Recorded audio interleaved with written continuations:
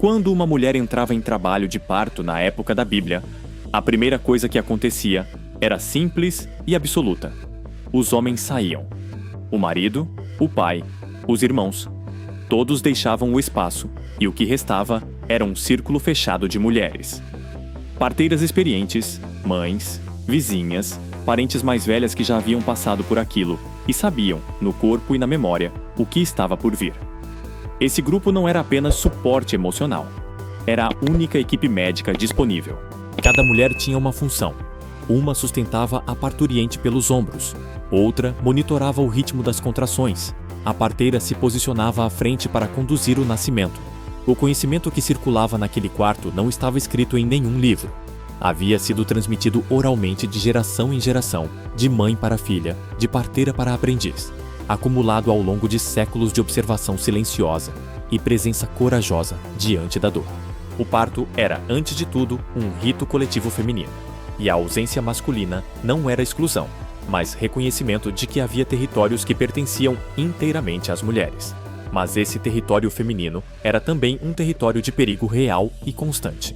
Dar à luz na antiguidade bíblica significava cruzar uma fronteira onde a vida e a morte se tocavam com uma proximidade que o mundo moderno quase não consegue imaginar.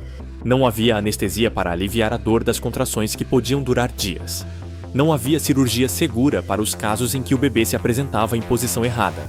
Não havia antibióticos para combater as infecções que se instalavam silenciosamente após o parto e matavam mulheres jovens e saudáveis em questão de dias. A morte materna não era tragédia excepcional.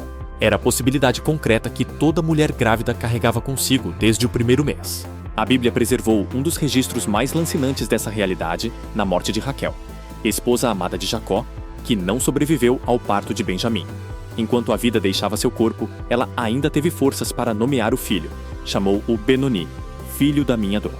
E foi Jacó quem depois mudou o nome para Benjamim, filho da minha mão direita. Naquele gesto duplo de nomeação, há toda a tragédia e toda a ternura de um mundo onde trazer vida ao mundo podia custar a própria vida. Raquel não era exceção. Era espelho. No meio de toda essa vulnerabilidade havia tecnologia. Simples, eficaz e profundamente inteligente. O banco do parto, chamado em hebraico de Obnaim, é mencionado explicitamente no livro do Êxodo, quando o faraó interroga as parteiras sobre o nascimento dos bebês hebreus. Esse objeto, uma cadeira baixa com abertura central, ou uma pedra em forma de assento, era o equipamento central do parto antigo em todo o Oriente Médio. A mulher se sentava ou se agachava sobre ele durante as contrações mais intensas e no momento da expulsão, aproveitando a ação da gravidade a seu favor. Essa posição vertical que o mundo moderno redescobriria séculos depois como parto humanizado, era, naquela época, simplesmente o que funcionava. As parteiras haviam chegado a essa conclusão não por teoria, mas por observação repetida ao longo de gerações. Enquanto a parturiente se apoiava no banco, outras mulheres a sustentavam pelos lados e pelas costas, formando uma estrutura humana de suporte. A parteira ficava posicionada à frente, atenta a cada sinal, pronta para intervir com as mãos e com o conhecimento acumulado de uma vida inteira dedicada a trazer outros ao mundo. Esse conhecimento técnico, porém, vinha acompanhado de algo que nenhum manual poderia ensinar: coragem moral. As parteiras da antiguidade bíblica não eram apenas profissionais, eram figuras de autoridade espiritual e ética dentro de suas comunidades. E nenhuma história ilustra isso com mais força do que a de Sifrá e Puá, as duas parteiras hebreias cujos nomes a Bíblia fez questão de preservar em meio a um texto que raramente guarda o nome de mulheres comuns. Quando o faraó do Egito ordenou que elas matassem todo menino hebraico ao nascer, uma ordem de genocídio disfarçada de instrução médica, Sifrá e Puá simplesmente desobedeceram. E quando o faraó as chamou para explicar, responderam com uma combinação de astúcia e dignidade. As mulheres hebreias, disseram elas, eram tão vigorosas que davam à luz antes mesmo de a parteira chegar. A Bíblia registra que Deus abençoou Sifrá e Puá por esse ato. Mais do que um episódio heróico, essa narrativa revela o peso real que as parteiras carregavam. Eram as únicas pessoas presentes no momento mais vulnerável da vida humana, e essa posição lhes conferia um poder silencioso que nem o faraó mais poderoso conseguia controlar completamente. Além da coragem, as parteiras chegavam ao parto carregando um arsenal invisível.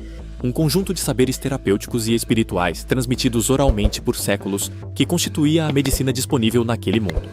Havia ervas que estimulavam as contrações quando o trabalho de parto empacava, e ervas que as suavizavam quando se tornavam perigosamente intensas. Havia óleos extraídos de plantas locais, usados em massagens no abdômen e no períneo para preparar o corpo e reduzir a dor.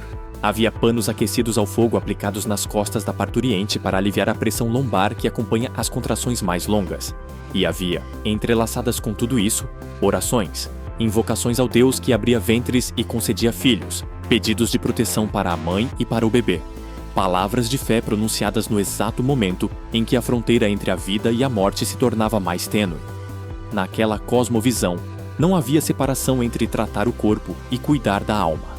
A parteira que massageava com óleo e a que orava em voz baixa eram a mesma mulher fazendo a mesma coisa, tentando, com todos os recursos disponíveis, trazer mais um ser humano ao mundo com vida. Quando o bebê finalmente chegava, os primeiros gestos que o recebiam no mundo eram rituais tão precisos quanto qualquer procedimento médico moderno. O recém-nascido era imediatamente lavado em água para remover o vernix e o sangue do parto. Em seguida, seu corpo era esfregado com sal, prática mencionada explicitamente pelo profeta Ezequiel como costume estabelecido, que combina higiene prática com proteção simbólica. O sal, elemento de preservação e pureza no mundo antigo, era aplicado na pele frágil do bebê como gesto de boas-vindas e fortalecimento. Uma declaração silenciosa de que aquele corpo recém-chegado merecia ser preservado, protegido, cuidado. Depois do sal, vinham as faixas, tiras de pano com que o bebê era envolto com firmeza, mantendo os membros alinhados e transmitindo ao recém-nascido a sensação de contenção e segurança que lembrava o ventre materno. Esse enfaixamento, mencionado tanto em Ezequiel quanto nos relatos do nascimento de Jesus, não era apenas prática física, era o primeiro abraço que o mundo oferecia a uma vida nova. Cada gesto tinha nome, história e significado. Nada era acidental. O nascimento não encerrava o ritual com a chegada do bebê. Para a mãe, um novo período se iniciava, não de celebração imediata, mas de recolhimento e purificação. A lei mosaica estabelecia que a mulher que desse à luz um menino permaneceria em estado de impureza ritual por 7 dias, seguidos de 33 dias adicionais de purificação. Para meninas, os períodos dobravam, 14 dias e 66 de purificação. Ao final desse tempo, a mulher deveria ir ao templo e oferecer um cordeiro e uma pomba, ou, se fosse pobre, 2 pombas, como sacrifício de purificação. É exatamente essa oferta que Maria, mãe de Jesus, realiza no Templo de Jerusalém 40 dias após o nascimento do filho. Como registra o Evangelho de Lucas, esse sistema pode parecer, aos olhos modernos, uma punição ou um julgamento sobre o parto como algo impuro. Mas a leitura mais precisa é outra. A mulher havia atravessado o limiar mais extremo da existência humana, o ponto onde a vida e a morte se tocam com mais intensidade. Ela precisava ser ritualmente reintegrada ao cotidiano da comunidade. Não porque havia pecado, mas porque havia estado em território sagrado demais para simplesmente retornar como se nada tivesse acontecido. Reintegrada à comunidade, a mãe carregava consigo um ato que havia realizado, ou que estava prestes a realizar, e que, no universo bíblico, tinha peso de profecia: escolher o nome do filho. Na cultura antiga do Oriente Médio, o nome não era etiqueta de identificação, era declaração de identidade, destino e fé.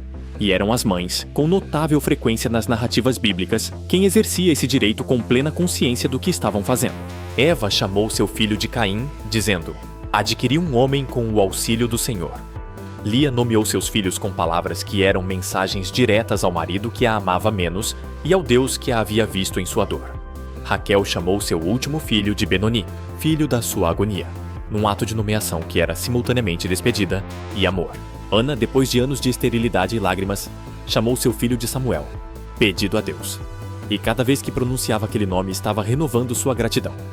Nomear era o primeiro gesto soberano de uma mãe sobre a vida que havia gerado. E naquele mundo, esse gesto era levado com uma seriedade que o transformava no primeiro ato profético da existência de alguém. A Bíblia não romantiza o parto. Com uma honestidade que surpreende, seus textos preservaram relatos de partos complicados que revelam nas entrelinhas a competência técnica real das parteiras diante de situações de alto risco. O nascimento dos gêmeos, Esaú e Jacó, já continha, no ventre de Rebeca, uma disputa que antecipava décadas de rivalidade entre irmãos. O nascimento de Perez e Zerá, filhos de Tamar, é narrado com detalhes clínicos notáveis. Quando um dos bebês estendeu a mão antes de sair completamente, a parteira amarrou um fio vermelho no pulso para marcar qual havia se apresentado primeiro. Procedimento de identificação em meio a um parto gemelar complicado, executado com a naturalidade de quem já havia visto aquilo antes. Esses detalhes não estão nos textos por acaso. Eles sobreviveram porque eram reais, porque importavam, porque as mulheres que os viveram os contaram às suas filhas, que os contaram às suas. Por baixo da narrativa teológica, há um registro precioso e involuntário do conhecimento obstétrico de um mundo que nunca escreveu seus manuais médicos, mas que sabia, nas mãos e na memória, mais do que suspeitamos. E então, o bebê chorava.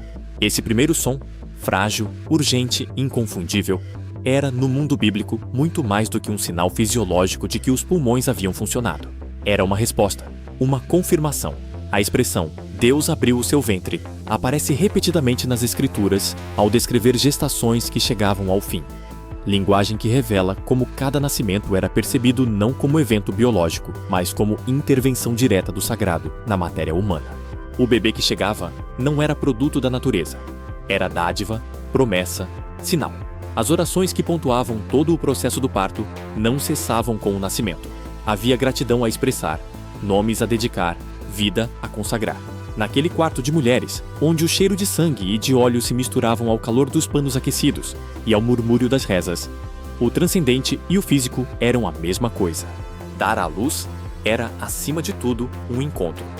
Entre a mãe e o filho, entre a dor e a alegria, entre o humano e o divino. E o primeiro choro de uma vida nova era, naquele mundo, a voz mais sagrada que existia.